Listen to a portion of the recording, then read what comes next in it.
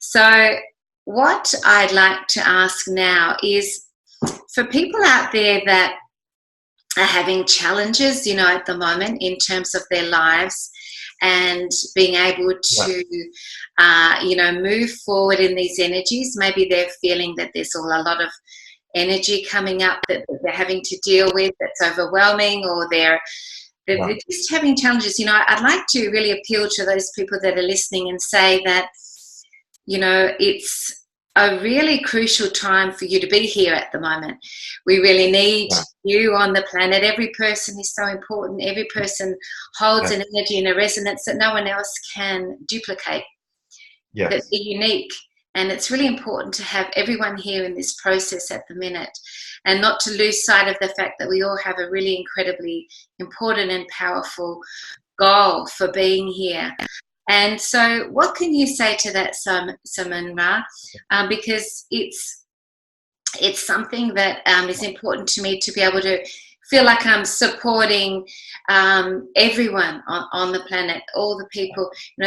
Some of the light workers are feeling this incredible bliss, and it's really easy for them because they're on that wave of this beautiful energy, and Yeah. it's getting easier and easier, and that's fantastic, and I can resonate with that too. But for the people that Yeah. are having more challenges, Yeah.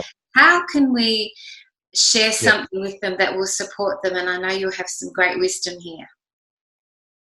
Yeah, absolutely. So the first thing I want to share is that ascension is a process, and the part of the process is for us to be really shattered at a soul level. And in the beginning stages of awakening and ascension are the most difficult. The people who are feeling the pain in the highest levels are those who have recently awakened or have been on their journey for a couple years and are still going on their descent. So in order to ascend, we also must descend first and hit the metaphorical rock bottom. I hit that rock bottom, and I'm sure everyone at some point does in their own way. And for me, that rock bottom was my divorce. I had been married for 12 years, and I have two beautiful daughters. And there was a period of separation where I couldn't see my daughters for about 6 months. And I really went into this deep, dark place, and I lost the willingness to live. And from that place was birthed the most powerful version of myself that I have ever known, and it continues to expand. So the deeper the descension, you should also know that the higher your ascension. There's really no point in resisting when we are being broken. And so the more we resist, the more it's like quicksand. You're going down anyway, so allow it. So the more we resist, the more difficult it becomes. The more we allow it to take place, the quicker it's going to have its effect on you and be water under the bridge, move into the past. So the first point is to understand that, yes, this is part of the process. You have to descend. You have to be broken open, because unless we're broken open, we cannot really have a rebirth. Spirituality and ascension is really about letting the old version of you die, and a new version of you is being born. And it's in many cases, this birth and rebirth process is an ongoing process. It's not necessarily as painful in subsequent cycles, but allow that first cycle in. And in my experience, I had this vision of knowing that in my place of darkness, I even had an inner smile, because I knew that if I'm going through such darkness, that such great joy also awaits me on the horizon. It's never a constant cycle of darkness. There's always dark and light. There's always yin and yang, and it always balances each other out. And another point that I wish to emphasize for light workers is some light workers get caught in the cycle of healing for so long that they perpetually create the cycle of healing to no end. So it is also important for us to know that you get what you ask for. If you are just in the cycle of, I want to heal more layers, I want to heal more trauma, I'm going to heal more darkness, then the universe looks at that as your manifesto. It says you're asking for more layers, or more stuff to be healed, and it's going to keep throwing things at you because you're attracting to that towards yourself. So it is also important to know that we're now in a place that we can move on. We don't need to constantly heal everything. We I'm can never heal excited. everything. I'm excited that you said that, because that Yeah, really yeah, synchronizes with my life. I had a wellness center, a small wellness center in my town, and I had it yes, open for over a year. And I worked with heaps of people, and we did a lot of fantastic work. And I feel like I was able to learn and grow, and other people were, and we did heaps of healing. But then about 3 weeks ago, I got the guidance that the energy sort of like went out of it, and that it was time to shut the doors, and yeah, that this year it's focusing on allowing myself to just bring joy toward me. So I had more of a yeah, bit of an external focus, working with other energies, yes, supporting and helping and doing healing last year. And this year, even though I'm still working online with a lot of clients, I'm going to be focusing on bringing in all aspects of joy and receiving joy in whatever ways that I can. So I'm an yeah. antenna for joy in 2020. Yeah. That's my that's Absolutely, you nailed it. Thank you for sharing that. That's so important. And if we shift our focus from constantly healing the darkness within us to bringing what brings me more joy and what brings me more light, that accelerates the healing process at a whole different level. Because then you're not focusing on lack, you're focusing on creation. And by creating your joy and happiness, you are going to be healing like lifetimes worth of material. fantastic. That's so true.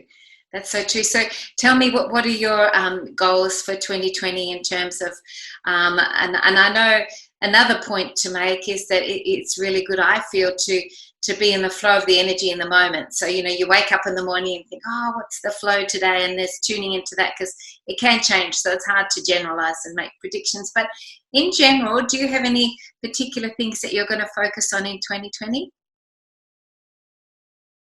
Yeah, so I've towards the end of 2019, I've really stepped into this role of being. Um, I call myself like the newscaster for the Ascension. And you So are. yeah, I like to think of myself as a reporter, because really I'm tuning into the galactic energies and I'm feeling them within my own experience, and I'm disseminating the information, and it seems to be resonating with a lot of people, so it seems that some good is being done.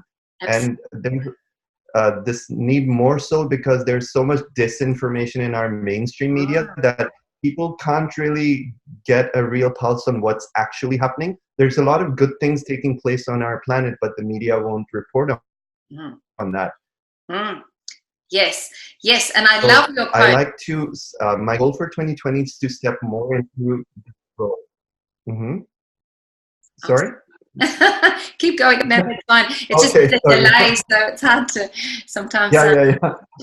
Yeah, there was a time like so yeah, my goal for 2020 is more to amplify this role as the steward for truth, and to bring awareness to what's the realistic picture on planet Earth in relation to the Ascension, and to keep delivering messages from the angelic realms on where we need to put our focus on. So another focus of mine is to really guide and direct the Ascension so that we're unified. So we have a clear picture of what needs to be healed, where our attention needs to go. And if you find me making certain articles for a certain topic, it's to bring awareness to that topic in our consciousness. It's not simply the purpose of spreading information, but just by bringing light to a certain topic, by bringing awareness to a certain topic, we're actually attracting so much power of multiple minds that we're doing healing for the planet simply by focusing our intent solidified on certain things. So I want to be able to reach more and more people and spread more truth and spread more knowledge about our progress as humanity, and keep on encouraging each other, and keep on this beautiful path of the sacred path that we're walking together, and just unify. And I think the next 7 years, it's all about the community getting together. Right now, we're all going through this tunnel where we feel isolated, and we're all like lone wolves doing our own thing. But in the next 7 years, really the light community is unifying in more than one ways. So that's my vision. I think so too. That sense of coming together in community and collaboration with like-minded energies that, you know, resonate with us. I think light workers and healers, they were sort of scattered in different parts so that they could hold their energy, but they weren't necessarily together. So now it's about us joining together and magnifying and accelerating that energy. I think that's a great point. And I can really highly recommend your posts. They're so well written, and they're so spot on with the energies, you know, when you write them, that they've really been a fantastic support to my journey as I'm going through, you know, to be able to read them as they come through. So thank you so much. And just on a finishing note too, and I'd love to interview you again, because I feel that we have just scratched the surface of what we can chat about. But I'd like to ask you about the solar flash. You talked in a post the other day that you felt that might be coming through soon. What's your thoughts on the solar flash that's been predicted to be coming? And of course, it's really hard to pinpoint exactly time-wise when these things are happening, because it's all dependent on so many things. It's dependent on humanity's energy, consciousness, all that sort of thing. What's your thoughts on that? So just to educate people who may be new to this concept, there's this concept of the event taking place where a huge solar flash takes place that is more powerful than anything we've experienced so far on Earth. And this solar flash has been in the consciousness of humanity for some time now, and there's a lot of predictions about it, but there's also a lot of misinformation about it. So the number one misinformation about it is when it's going to happen, because nobody knows when exactly it's going to happen. Not even the angels know, because it, like you said, depends on so many variables, and it depends on the consciousness of humanity. So that's one thing. Having said that, we see the potential in our consciousness building up where we're reaching a critical mass. And I tune into many prophetics, or people who are really in tune with a higher seeing ability, and many of them seem to be merging towards a consensus that towards mid-2020 there will be such a solar event taking place that will shake things up and cause a mass awakening.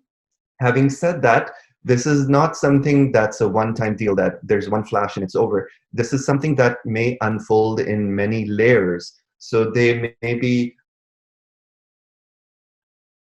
subsequent flashes to build upon the first one, so that each one is of a resonance that we can digest and then prepare for another one. So this solar flash not only will awaken the masses, but it will also cause much needed tectonic plate shifts that are necessary for Earth to recalibrate her energy.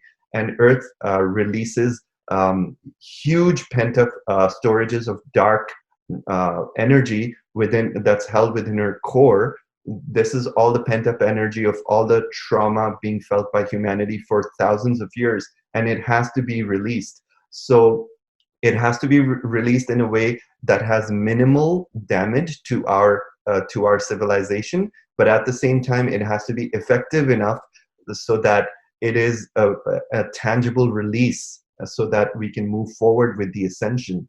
So there's all this balancing and variables of so many variables taking place right now, and in the angelic realms, it's always a hot topic. They're always in conversation with our sun, because our sun really is a consciousness that holds the consciousness of all the planets, and the angels, ascended masters, and the extraterrestrials that are currently surrounding Earth are always in communication with each other on how to unfold various levels of the solar flash. And some aspects of the solar flash have occurred already in 2019, and a few glimpses of that have occurred on a very minor scale in previous years. But the major event that is expected to happen may happen next year. So that seems to be the consensus. That's interesting. And I don't know if you've heard, but in Australia we have these incredible amount of fires throughout Australia. Sydney, for example, is surrounded by fires at the minute, and the smoke for the people that are living in Sydney is 11 times the recommended amount of smoke to be, breathing in. So, and then I read that in Siberian forests in Russia, the size bigger than Denmark, I think there was this incredible fire as well. So there's a lot of fire as well happening at the minute. Yeah. And I guess that's also Mother Earth clearing and releasing as well on a metaphysical level. Yeah, it's not only clearing, but also it's a call for humanity to wake up and take action. Yeah. So it's not just Mother Earth clearing energy, but I feel the fires and these drastic changes are really there to grab the attention of the mass population, that to kind of rattle them up out of their sleep. Because if they remain sleeping, nothing can be done. So we need some drastic events to take place to wake them up. Totally. And here in Australia, interestingly, it's very much impacted on how people feel about our political system, because our Prime Minister seems to be off holidaying, having fun in other countries. Yeah. Everyone here is going through these incredible natural disaster challenges. And so it really highlights the inefficiency and the absolute incapability of our current leadership structure in our country. Absolutely. And the best we can do is to hold light for all the people who are suffering in any way around the planet. And to the power of our prayer is tangible. The power of our intention and thoughts is very tangible. So if every one of us who's listening to this message just focus their attention on Australia, on the forest in South America and all the other countries that are either in war or some sort of strife, if we just focus on sending love out of our heart chakras and imagine this love engulfing the whole planet, that's what's most needed right now. And I do that for at least 5 minutes on a daily basis, but I do that multiple times a day. So I encourage everyone to participate in engulfing the whole planet with our love, because this is very tangible, and this will actually make things accelerate forward in a positive way. Beautiful. And maybe envision a bit of rain too. Yeah, absolutely. I'll get right on it. Thank you. I know it's going to make a difference. Thank you. That'll be great. Well, I've just absolutely loved our talk today. I think we've covered some really important areas, and I'd love to be able to chat with you again. Yes, absolutely. Oh, fantastic. Thank you so much for everything that you do. You have a beautiful, heart-based, gentle energy. It's just beautiful. So thank you, and I look forward to chatting with you again. And if people have got value from this interview today, please feel free to like, subscribe, share, and also connect with Siman Ra in his Facebook page and also on his YouTube channel. So thank you everyone for listening, and especially thank you to you, Siman Ra.